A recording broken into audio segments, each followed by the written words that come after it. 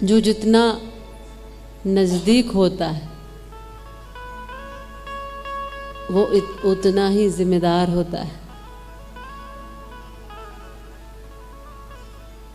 नजदीक होना माने जिम्मेदार होना, नजदीक होना माने निडर होना। जो परमात्मा के जितने नजदीक है, जो ईश्वर के जितने करीब है, वो उतना ही भय से मुक्त है, दुखों से मुक्त है, झंझटों से मुक्त है।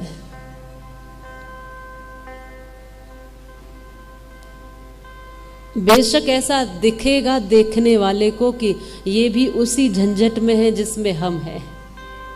बेशक ऐसा लगेगा कि ये भी उसी संसार में है जिसमें हम हैं।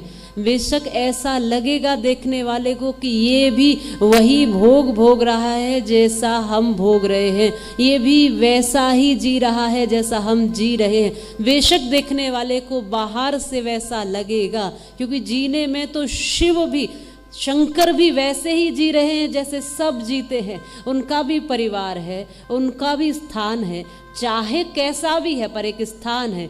चाहे परिवार जो है जैसा है, जिस तरीके से शिव का परिवार है, पर है तो इसी संसार में है। सब देखने पर वैसा ही लगता है, लेकिन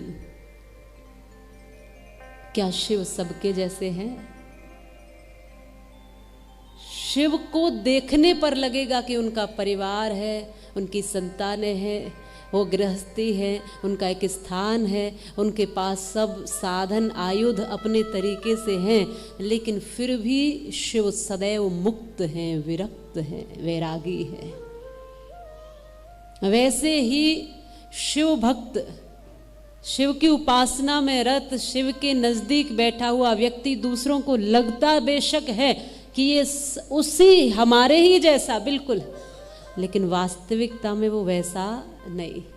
वो भीड़ में शामिल नहीं है, वो भीड़ से अलग है।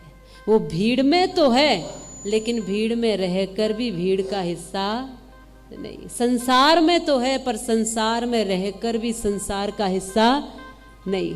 शरीर में तो है, पर शरीर में रहकर भी वो मात्र शरीर नहीं है, वो विरक्त है।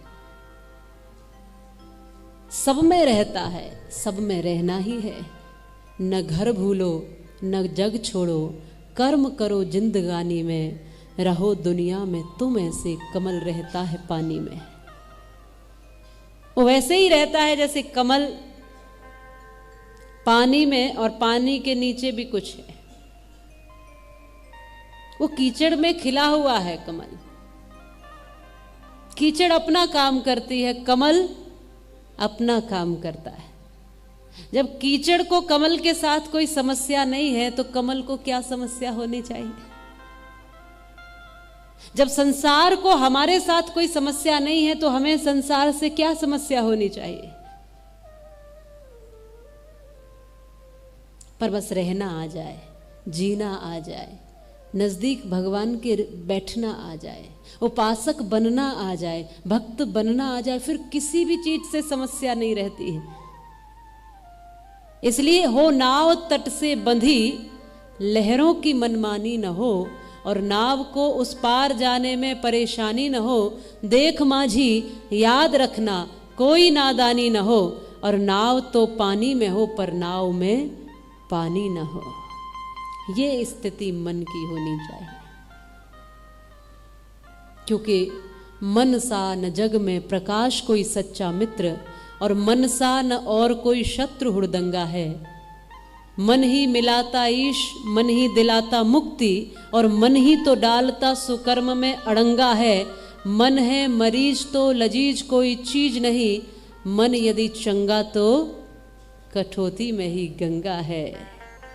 मन यदि अच्छा, मन यदि बैठ गया उपासक बन करके, तो समझ लो शिव बिल्कुल आपके पास